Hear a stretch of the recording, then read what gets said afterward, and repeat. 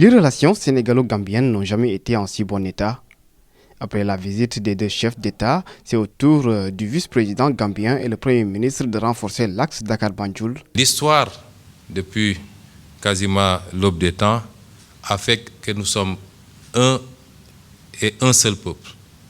Deux États certes, mais un et un seul peuple. Mohamed Diallo, en visite de travail de 48 heures auprès du chef du gouvernement sénégalais, les deux hommes ont fait une revue des accords entre les deux pays. Il s'agit entre autres de la problématique de la coupe abusive de bois et les tracasseries liées au transport sur la transgambienne. Qu'il s'agisse de la préservation des forêts, particulièrement les forêts casamançaises, les questions sécuritaires avec les trafics illicites, tous les trafics illicites qui souvent prospèrent dans les zones frontalières, les questions liées à l'énergie, qui est la matière essentielle pour construire tout développement, la pêche, puisque nous partageons en dehors des frontières terrestres et aériennes, nous partageons également une frontière maritime.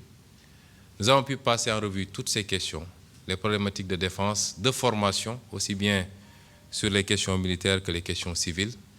Et nous avons pu remarquer à quel point nous étions convergents sur l'approche qu'il fallait et les solutions qu'il fallait apporter à ces questions-là. Il est également ressorti des discussions la redynamisation du secrétariat permanent chargé du suivi des accords entre les deux pays. Évidemment, nous avons noté les insuffisances liées au cadre institutionnel qui a été quelque peu négligé ces dernières années, et particulièrement le secrétariat permanent qui a en charge la matérialisation, le suivi et l'application des mesures. Les retards quelquefois sur le plan financier dans les cotisations et beaucoup d'autres écueils que nous avons pu passer en revue et sur lesquels des décisions ont été prises. Plusieurs résolutions ont été adoptées au cours de ces 2 jours de travail. Les conclusions, selon le Premier ministre, vont être soumises aux deux chefs d'État qui devront apprécier de la teneur.